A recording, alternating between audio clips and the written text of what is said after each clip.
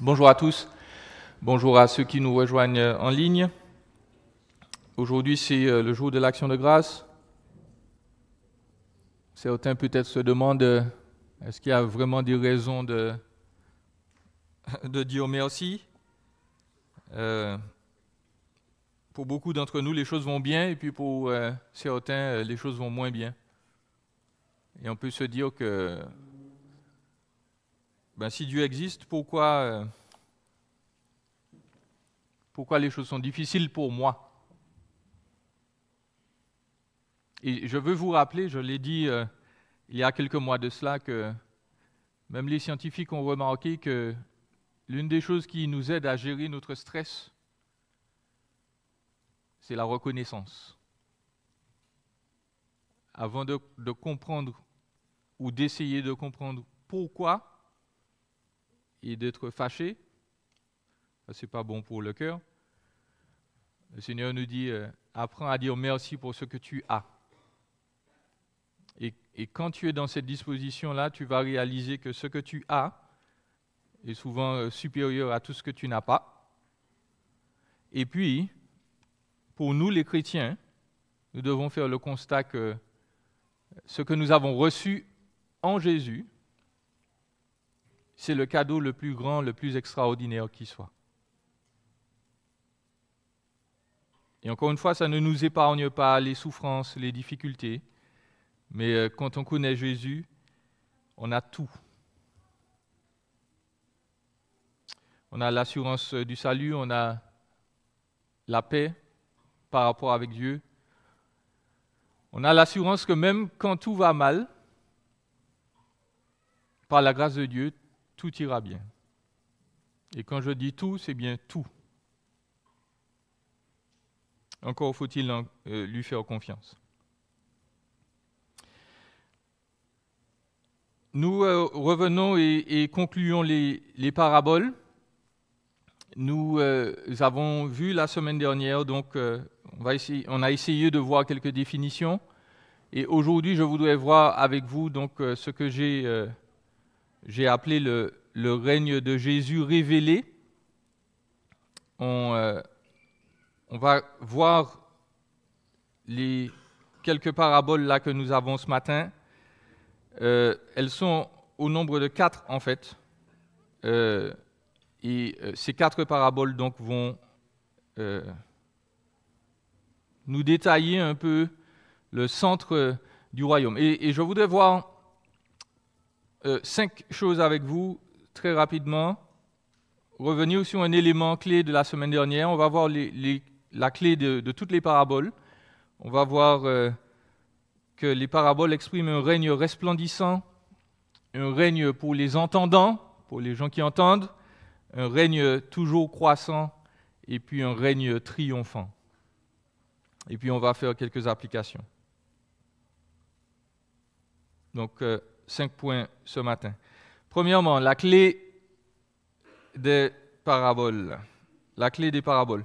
Je suis obligé de revenir sur le chapitre 4 des versets 10 à 13. Je ne l'ai pas vu la semaine dernière pour souci de temps, mais c'est le passage où Jésus révèle à ses disciples la chose suivante. Dans le chapitre 4, versets 10 à 13, vous pouvez lire dans vos Bibles, Jésus, ses disciples lui posent des questions sur les paraboles, parce que rappelons-nous que tout ce que nous avons lu là, Jésus le déclamait, le proclamait aux foules, et puis, point.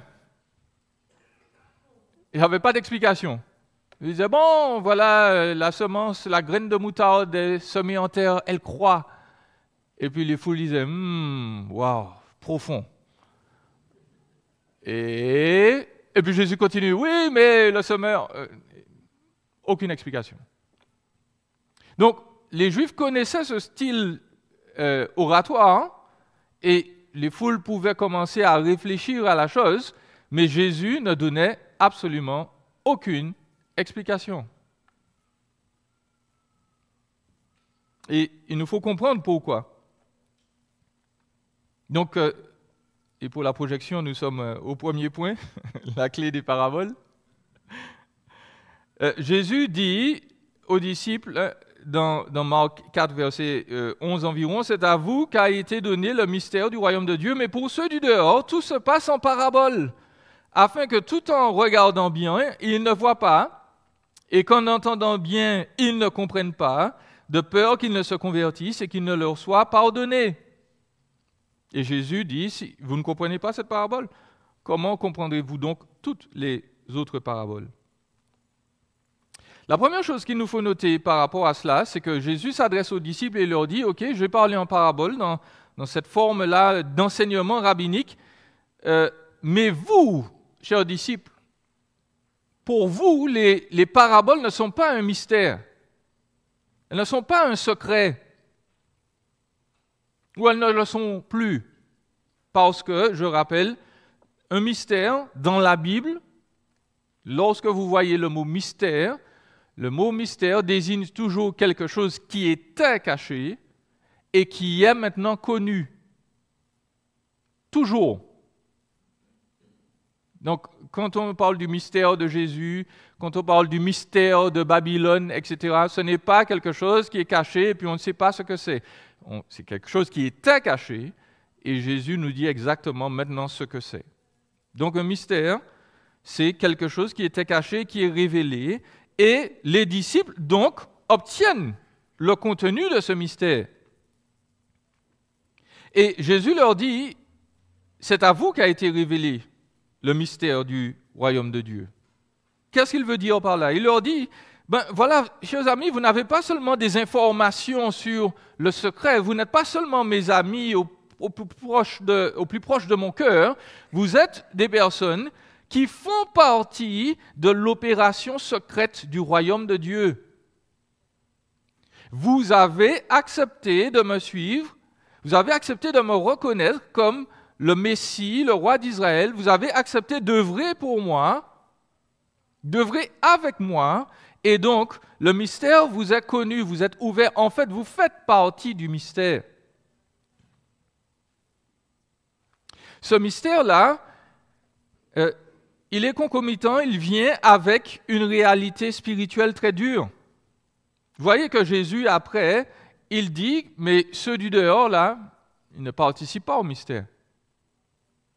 Là encore, qu'est-ce que Jésus veut dire par là? Lorsque Jésus commence les paraboles, dans Marc 4, il dit, écoutez. Il dit à tout le monde, écoutez.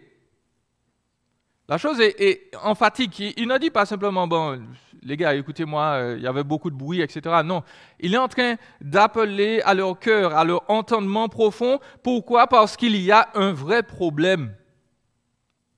Jésus, ça fait des mois, des semaines qu'il prêche, qu'il proclame, le royaume de Dieu s'est approché de vous. Et jusqu'à maintenant, il ne parlait pas en parabole. Jésus utilisait des enseignements clairs pour parler de la nécessité de la repentance, pour dire aux êtres humains, vous avez un problème, vous êtes déconnectés avec Dieu et vous devez vous reconnecter avec lui et je suis le moyen par lequel vous devez le faire. Jusqu'à maintenant, c'était clair. Mais il se produit que les foules écoutent Jésus, mais n'entendent pas Jésus. Elles se disent, ouais, ce jeune homme-là, ce jeune rabbin-là, waouh, il est extraordinaire. En plus, il fait des choses extraordinaires.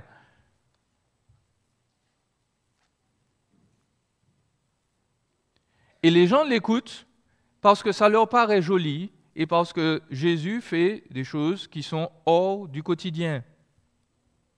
Ils sont intéressés par les miracles, les guérisons.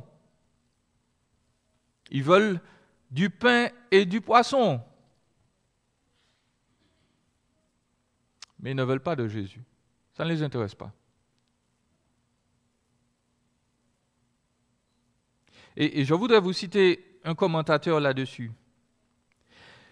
Concernant les paraboles, lorsque Jésus parle en paraboles, nous devons nous rappeler que ces paraboles donc se distinguent des autres narratifs et des autres histoires de la Bible dans le sens où elles ont toujours un motif ultérieur. Jésus ne parle pas là pour amuser l'audience.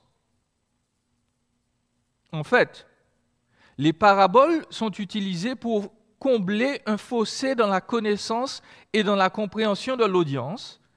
Et le commentateur continue, écoutez bien, à certains moments, l'orateur peut avoir une opinion négative de ses auditeurs et il utilise l'histoire comme un moyen de juger son audience, soit par un reproche ou un avertissement.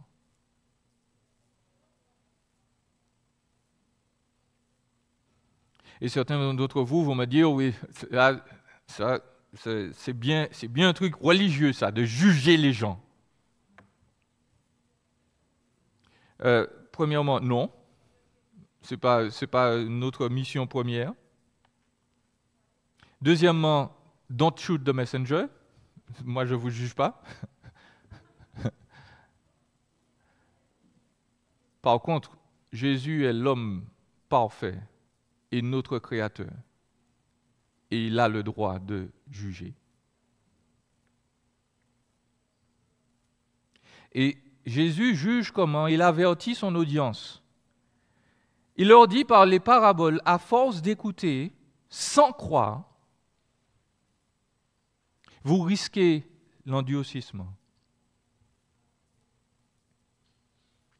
À force d'être là, d'entendre de beaux messages, et puis d'être à côté de ce que Dieu attend de nous, de ne pas répondre, de trouver des excuses, mais à un moment, Dieu va juger, il va prendre ses distances. Et Jésus donc accomplit là, par les paraboles, une sentence terrible qui avait déjà été prononcée du temps d'Ésaïe. C'est d'ailleurs le passage qu'il cite dans Ésaïe 6, verset 9, vous pourrez le dire. Vous pourrez le lire chez vous. Ésaïe vient de voir une vision de Jésus, précisément, dans toute sa gloire.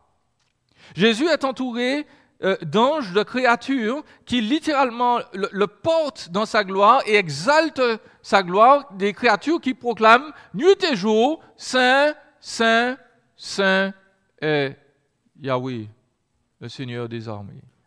La terre est remplie de sa gloire. Et que fait Ésaïe? Ésaïe se prosterne, il a peur et dit « Je suis pécheur et tous les gens qui sont autour de moi sont des gens qui sont sales moralement comparés à toi. » Mais Jésus, il est plein de grâce et de compassion. Il dit, écoute, va leur parler. Va leur parler. Et hélas, il leur dit, tu vas leur parler, mais ils ne vont rien comprendre. Tu vas leur dire, regardez spirituellement qui est votre Messie, votre Dieu, votre roi. Ils ne vont rien apprendre.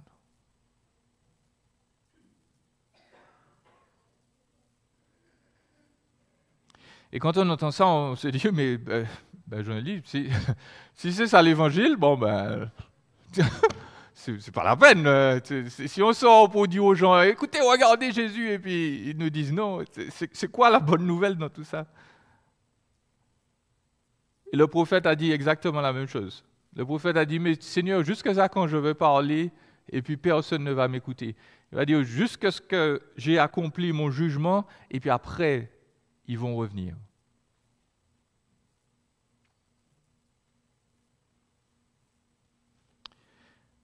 Et donc, je suis obligé de commencer par un avertissement solennel ce matin. Quand on entend ça, on a envie de se dire, mais ça sert à quoi que je me rapproche de Dieu s'il me dit, oui, mais si tu n'écoutes pas, tu n'entendras rien. Si tu ne me suis pas, si tu ne me reconnais pas comme Dieu, eh bien, je risque de m'éloigner de toi. Mais précisément, le but de Jésus, c'est ça. C'est de nous secouer. Jésus veut nous brasser. Il veut nous dire, comprends-tu ce que tu risques? À force d'écouter ma parole et de te dire, oui, bon, c'est intéressant, oui, ce sont de jolies règles morales, mais ça ne m'intéresse pas. Jésus veut te dire, écoute, viens, rapproche-toi. Tu ne comprends pas, ça ne t'intéresse pas, eh bien, tu as le droit de me demander, Seigneur, donne-moi de l'intérêt pour ce que toi tu dis. Le but des paraboles, c'est ça, c'est que les gens n'entendent pas, mais que par la grâce de Dieu, ils se disent, mais je ne comprends pas ce qu'il dit. Mais allons lui demander. C'est ça le but des paraboles. Ce n'est pas simplement d'endurcir les gens, c'est de leur dire, écoutez, vous ne comprenez pas? Demandez la grâce à Jésus de comprendre. Vous n'aimez pas Dieu, ça ne vous intéresse pas? Dites-lui, Seigneur, vraiment, ça ne m'intéresse pas ces choses-là. Mais est-ce que tu peux me montrer pourquoi ça devrait être intéressant? Parle-moi, convainc-moi, dirige-moi.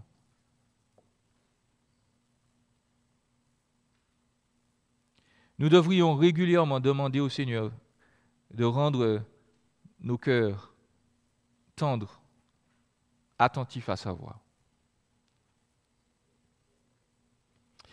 Il faut comprendre cette clé-là avant d'aller dans les autres paraboles, chose que nous allons faire maintenant. Les 4 paraboles de notre texte nous parlent du règne de Jésus lui-même.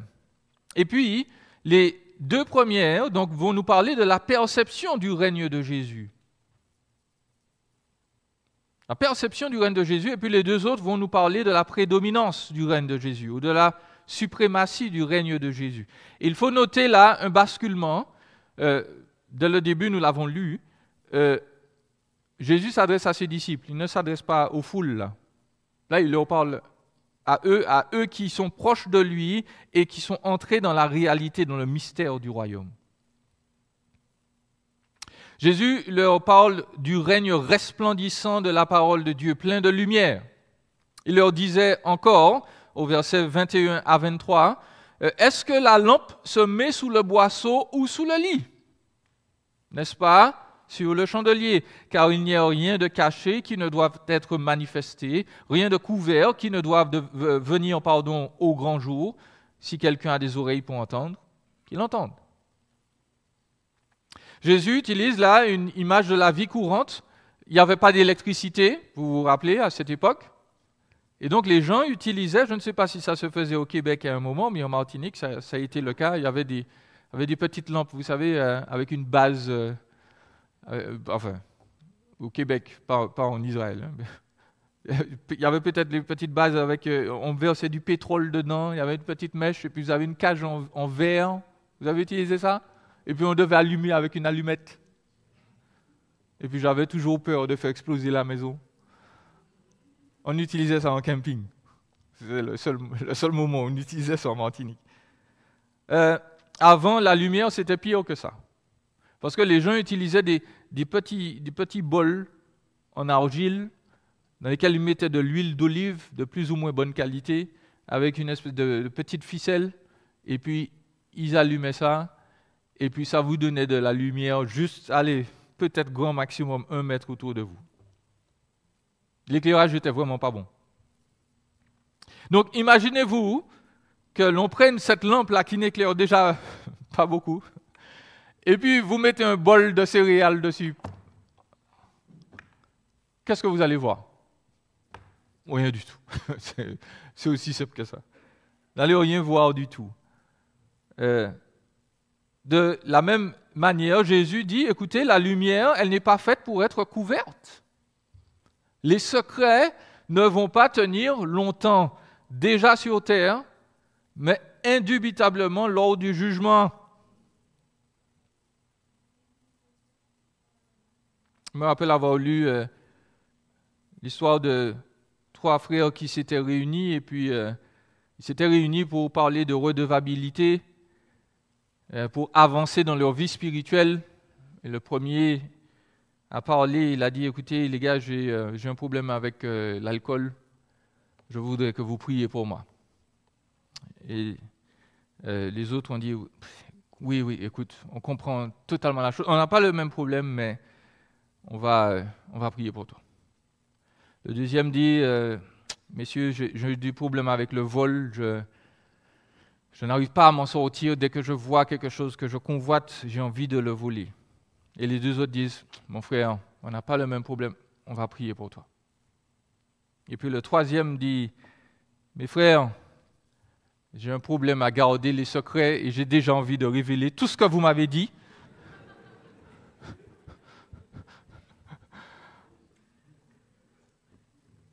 Ils auraient dû commencer par lui. mais ils ne savaient pas. Jésus dit, en général, les secrets ne tiendront pas.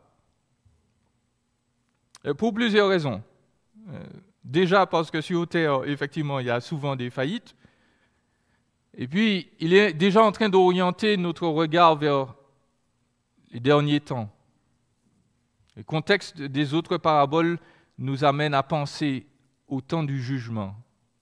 Il y aura un moment où Dieu va examiner tous les secrets.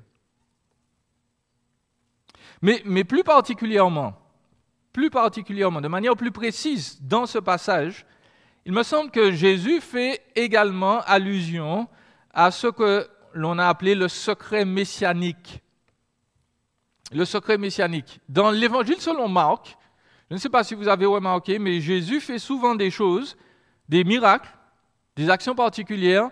Il se cache, entre guillemets, il ne veut pas que les gens sachent. Il prend ses disciples, il prend les gens concernés, il les met dans une pièce particulière. Et puis quand il fait le miracle, il dit, surtout que personne ne le sache. Okay? Jésus, il fait souvent ça. Dans l'Évangile selon Marc, il se cache, il se met en retrait, il fait des miracles et il dit, ne dis ça à personne. Et qu'est-ce qui se passe en général? Les gens disent ça à tout le monde. C'est pas bien pour les gens d'ailleurs, parce qu'ils désobéissent à Dieu. Mais pourquoi Marc nous parle de ça? Parce que Jésus, en tant que Messie, rappelez-vous le problème des foules. Les foules voient Jésus faire des miracles constamment, et ce qui les intéresse, c'est cet extraordinaire de Jésus. Ce n'est pas son message. Ce n'est pas l'évangile. Et le secret messianique a pour but de dire aux gens, écoutez, pour le moment, ne parlez pas de ça. Pour le moment, je vais revenir, parce que le plus important, c'est surtout de savoir que moi, je suis la résurrection et la vie. Moi, je suis Dieu. Moi, vous devez m'écouter. Le plus important, ce n'est pas le miracle. Le plus important, c'est moi et mon message. Et donc, Jésus dit cela aux foules, n'en parlez pas, mais à ses disciples, il avertit, il donne l'avertissement suivant. Il dit, écoutez, le secret messianique, ce n'est pas pour tout le temps, ce n'est pas pour toute l'éternité. Il y a des choses que vous savez là, que vous gardez pour vous pour le moment, mais un jour, vous allez devoir révéler le secret messianique aussi. Tous devront entendre ce que Jésus fait et surtout qui Jésus est. Le secret messianique ne va pas durer. Et ce n'est pas un encouragement à briser les secrets. Hein. C'est juste que Jésus dit, mon ministère là, je le révèle à vous et vous allez devoir plus tard le dire aux autres. Troisièmement, nous allons parler du règne pour les entendants. Au verset 24, Jésus, il parle toujours, il leur dit, prenez garde à ce que vous entendez. On vous mesurera avec la mesure avec laquelle vous mesurez. On y ajoutera pour vous, car on donnera à celui qui a. Mais à celui qui n'a pas, on ôtera même ce qu'il a. Cette parabole, donc, la parabole des entendants, c'est un moyen, c'est un thème de réflexion et toujours de perception. La mesure dont parle Jésus là, c'est un outil de sanctification, c'est un signe de bénédiction.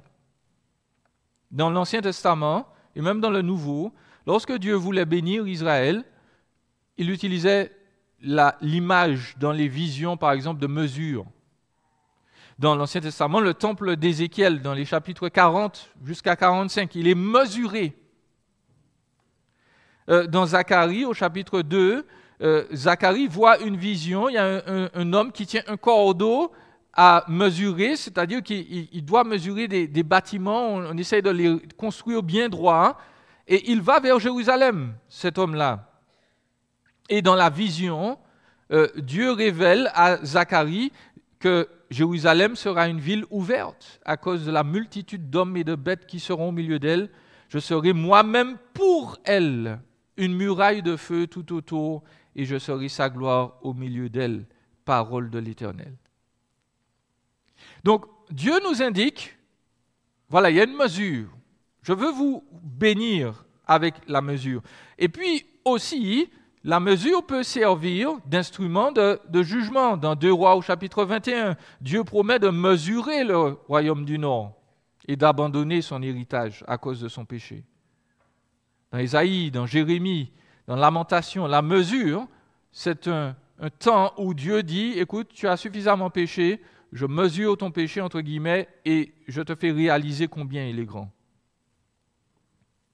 Et donc, Jésus nous dit, dans la vie de tous les jours, chers disciples, vous devez prendre garde à ce que vous entendez. On va vous mesurer avec la mesure avec laquelle vous mesurez. Si vous êtes des instruments de bénédiction, si vous êtes là pour mieux vivre et aider d'autres à mieux vivre, Dieu va vous bénir. La parabole oriente là aussi nos regards vers les temps de la fin où nous devrons tous rendre compte à Dieu pour nos vies. Et Jésus dit, faites attention, chers disciples, à votre attitude présente, parce que votre attitude présente influe sur le jugement de demain. Connaître Jésus aujourd'hui voudra dire une abondance de joie dans sa présence pour l'éternité. Mais si nous n'avons pas un cœur disposé à connaître Jésus, nous allons nous retrouver sans rien devant Dieu et notre vie sera stérile et sans valeur.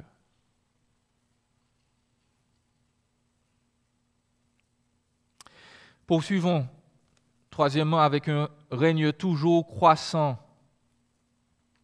L'Écriture nous dit au verset 26, « Il en est du royaume de Dieu comme d'un homme qui jette de la semence en terre, qu'il dorme ou qu'il veille, nuit et jour. La semence germe et croît sans qu'il sache comment. La terre produit d'elle-même premièrement l'herbe, puis l'épi, enfin le blé bien formé dans l'épi, et dès que le fruit est mûr, on y met la faucille car la moisson est là. » Cette parabole se trouve uniquement dans l'Évangile selon Marc. Et pour la mesurer, ou pour la résumer, devrais-je dire, il y a un mot qui convient, c'est le mot automatique. Jésus décrit comment fonctionne la parole. Il décrit l'action de la parole de Dieu. Et lorsque la parole agit dans les bons terrains, quels que soient les obstacles, sans l'appui des hommes, la parole de Dieu produit son effet. Sans l'appui des hommes. Nous devons remarquer pour finir ce point-là que Jésus parle de la fin du processus. Ce qui l'intéresse, ce n'est pas seulement la croissance, qu'elle germe, et on ne sait pas comment, mais qu'elle germe pour la moisson. La moisson s'en vient. La moisson, c'est une représentation du temps de la fin et du jugement. Donc Jésus est en train de nous dire, la parole va toujours avoir de l'effet. Toujours. Et puis, avant nos applications, nous devons parler du règne triomphant de Jésus. Il dit encore, au verset 30, « À quoi comparerons-nous le royaume de Dieu, ou par quelle parabole le représenterons-nous ? Il est semblable à un grain de moutarde, qui, lorsqu'on le sème en terre, est la plus petite de toutes les semences de la terre, mais une fois semé, il monte, devient plus grand que tous les arbres, ou toutes les plantes potagères, et pousse de grandes branches, en sorte que les oiseaux du ciel peuvent habiter sous son ombre. » Là, Jésus fait appel à un texte qui se trouve dans l'Ancien Testament, dans Daniel, au chapitre 4. Dans Daniel, au chapitre 4, le grand roi Nebuchadnezzar, le roi de Babylone, il a une vision, il a dans ses rêves, la nuit, une représentation de ce qui va arriver dans sa vie. Il s'est vu comme un grand arbre qui remplissait la terre et qui abritait plusieurs oiseaux, plusieurs nations en fait. Et le rêve est un rêve de jugement parce que cet arbre a été coupé parce qu'il était orgueilleux. Et Nebuchadnezzar est devenu donc il a eu une espèce de maladie mentale jugement, pour lui en tout cas. Je n'ai pas dit que la maladie mentale est un jugement forcément, je dis juste que là pour lui, il est devenu comme un animal, il mangeait de l'herbe, il ne se préoccupait pas de lui-même, il n'avait plus la capacité de parler. C'est ce qu'on appelle la lycanthropie. Il a été ainsi jusqu'à ce qu'il s'humilie et qu'il reconnaisse que Dieu, c'est le plus grand de tous les dieux. Jésus reprend une partie de cette image. Il dit, la graine de moutarde, elle est petite, elle est minuscule. Et je ne sais pas si vous avez déjà essayé la moutarde ancienne. Je vous la recommande. Très, très fine, très, très musquée, très, très bonne. J'aime manger. Donc, je connais les différents types de moutarde. La moutarde ancienne, elle est forte, elle est belle. Mais si vous regardez ce qu'on appelle une moutarde ancienne, dans la purée là, de moutarde, on vous a laissé des graines. Les graines de moutarde. Les graines de moutarde sont tout juste plus grandes qu'un grain de sable.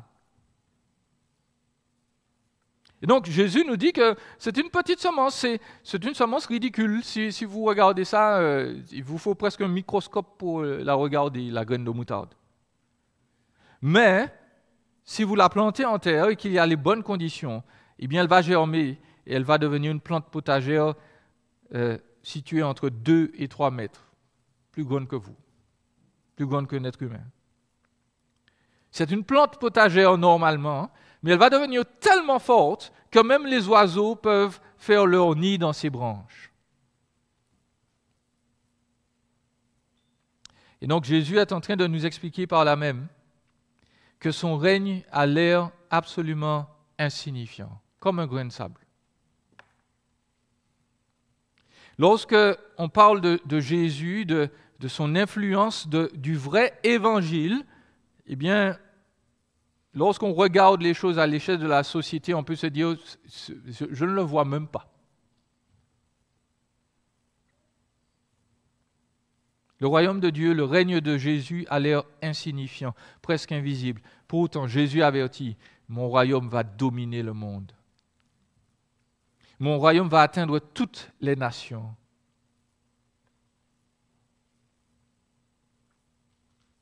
Je me rappelle avoir entendu la semaine dernière l'histoire d'un jeune homme il a créé une entreprise qui est devenue très grande. Et il n'avait que 30 ans à l'époque, mais c'est quelqu'un qui avait de bons gènes et qui, lorsqu'on le regardait, il avait l'air d'un petit jeune homme de 20 ans. Et c'est lui, avec d'autres personnes, le patron, le fondateur de l'entreprise. Et un jour, donc, il est arrivé dans ses nouveaux bureaux, parce que l'entreprise avait changé d'endroit et on avait établi de nouveaux managers, de nouveaux responsables de secteur. Hein. Et il arrive dans son nouveau bureau et à l'entrée de son bureau, il y a une dame, une nouvelle responsable qui est là et puis qui lui dit « Mais jeune homme, où allez-vous » Donc il s'apprête à dire « Oui, mais je suis... »« Non, non, vous n'avez pas le droit d'entrer ici. Hein. » Et puis c'est quoi ces affaires-là, ces cartons que vous avez ? « Non, non, vous travaillez à la livraison c'est par là. Vous allez voir la secrétaire, s'il vous plaît. » Donc il essaie d'expliquer « Oui, mais je suis... »« Non, non, non, vous n'avez pas le droit de... Je vais appeler la sécurité. » Donc il était très amusé, donc il a attendu, il a dit « Mais madame, j'essaie de vous dire, écoutez, jeune homme, vous ne pouvez pas rester ici. Hein. » Et donc, qu'est-ce qu'il a fait ? Il est allé appeler l'un de ses associés qui avait l'air plus vieux, et puis il a dit « Explique à la dame, s'il te plaît, qui je suis. » Et elle-même, elle s'en est rendue compte parce qu'elle a finalement regardé le nom qui était sur la porte, et puis elle a dit « Vous vous appelez comment ?» Et puis il a dit « Oui, mais c'est monsieur un tel. » Le choc. Il n'avait pas l'air d'être l'un des grands patrons. Il était jeune, il était insignifiant, il avait l'air d'un livreur. Mais c'était son entreprise. Et Jésus, c'est exactement la même chose. Jésus est ridicule aux yeux des êtres humains. Jusqu'à maintenant, on se moque de lui. Jusqu'à maintenant. Mais Jésus, c'est le roi des rois et le Seigneur des seigneurs.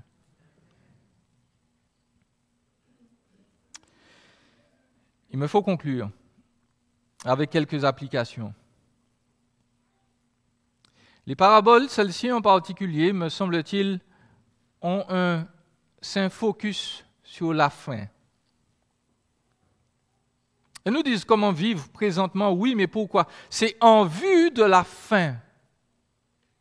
Nous sommes en train de vivre sur cette terre-là de douleur, de pénibilité, de souffrance. Et notre souffrance n'est pas inutile, elle vise le temps où Jésus reviendra, où il s'assiera, comme il l'a dit, sur son trône de jugement, et où il va évaluer la vie de tous les êtres humains. Ça, c'est le but vers lequel nous tendons. Et au-delà, nous visons même l'éternité. Et ce que nous visons, notre objectif, va affecter notre présent. Vous avez peut-être entendu parler de ces gens qui ont décidé de tout faire pour être à la retraite à 40 ans.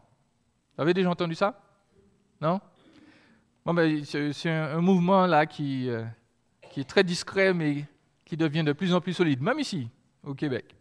Il y a des gens qui, souvent, ils ont des moyens, ils ont une bonne job, et puis ils se disent qu'ils vont économiser 80% de leurs revenus. Et donc, qu'est-ce qu'ils font? Ils vivent une vie très simple. Ils ne vont pas au restaurant, au cinéma très rarement. Ça, c'est pas leur truc. Ils n'ont pas de voiture. Ils se déplacent en bus.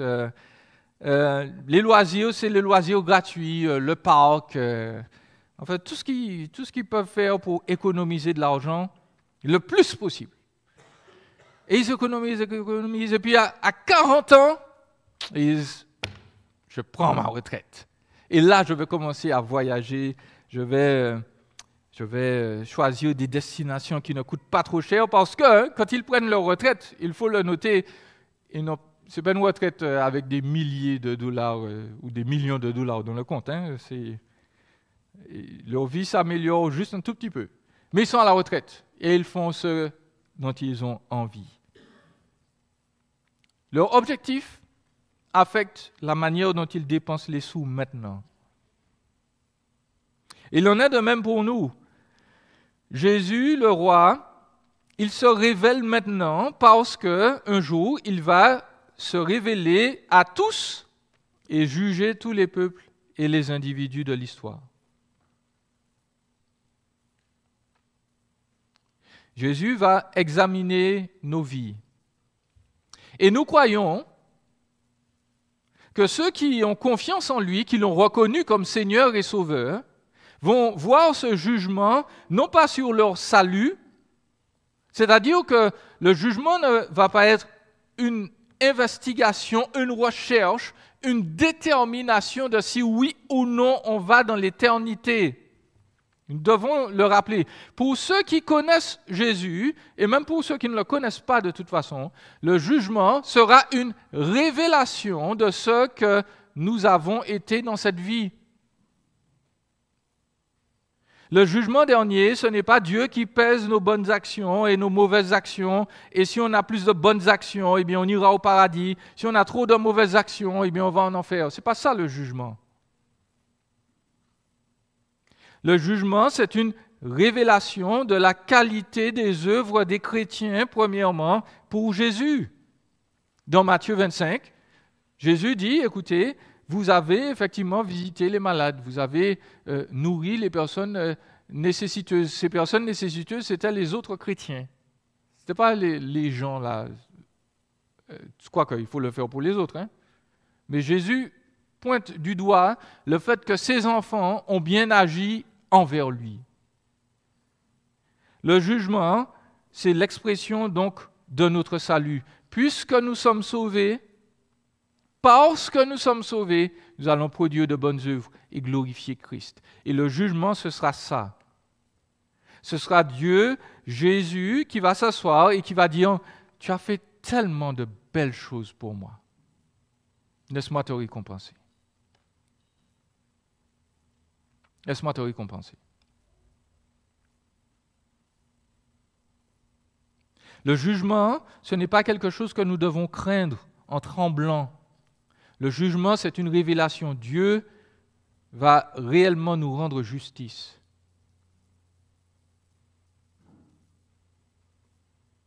Mais comment vivons-nous maintenant?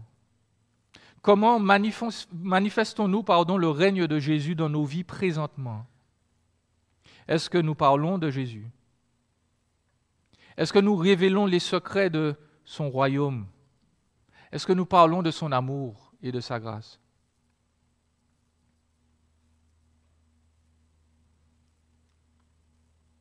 Est-ce que nous sommes prêts pour ce royaume à venir? Et laissez-moi vous dire que le jugement va être à l'inverse, pour ceux qui ne croient pas, un temps de révélation, effectivement, de toutes les mauvaises œuvres faites.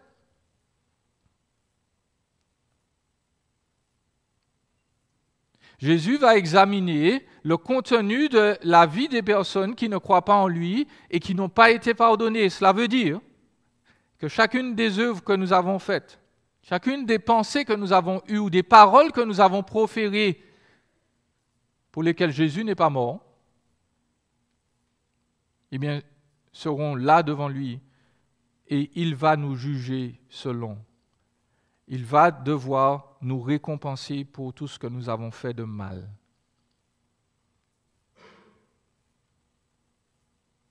Et si je peux être clair, si nous nous présentons devant Dieu et que nous ne sommes pas parfaits, nous n'entrerons pas dans le royaume de Dieu. Jésus ne va tolérer aucune iniquité en sa présence. Et cela implique donc que si nous voulons entrer en sa présence, il faut être revêtu de sainteté. Comment devenir parfait et saint? Il n'y a qu'une méthode. Croire dans ce que Jésus a fait pour nous. Vous n'avez pas affaire à dire « je vais changer ma vie ». Nous devons simplement reconnaître le seul qui puisse vraiment changer ma vie, c'est Jésus. Et il va la changer simplement parce qu'il a payé pour tout ce que je devais faire de mal ou que j'avais fait de mal et pensé mal et dit mal. C'est ce qui nous amène dans le royaume, la présence de Dieu. Rien d'autre. Deuxièmement, ne soyons pas découragés. Les paraboles bouchent l'oreille et l'entendement de ceux qui les écoutent. S'ils ne croient pas en Jésus, s'ils ne veulent pas céder, s'ils ne veulent pas lui demander d'intervenir dans leur vie. Donc on peut se demander, mais quelle espérance ont-ils alors? L'espérance qu'ils ont, c'est précisément Jésus. Parce que Jésus est capable de faire ce qu'aucun d'entre nous ici ne peut faire. Jésus est capable d'entrer dans le cœur et dans le raisonnement de quelqu'un et de lui dire, écoute, écoute. Là où nous ne pouvons pas convaincre les individus, là où nous avons parlé pendant des années, nous avons dit, tu dois, écoute, te repentir, oui, Jésus est mort et ressuscité pour toi. Jésus entre dans le cœur, dans la conscience de l'individu et lui dit, tu vois ça, tu vois ce que tu as fait. Moi, je vois. Et je suis prêt à te pardonner pour ça. Viens. Parce que vous l'avez déjà vu, il y a des individus qui étaient durs, qui étaient méchants. Il y a des individus qui étaient plongés dans la vase, dans la saleté du péché, de la désobéissance à Dieu. Ils aimaient ça. Et puis un jour, Jésus leur a parlé et ils ont été complètement transformés. C'est pour cela que les chrétiens ne se découragent pas. Même lorsqu'ils voient qu'ils ont parlé pendant très très très longtemps aux mêmes personnes, ils ne sont pas découragés parce qu'ils savent que Jésus est capable de changer le cœur.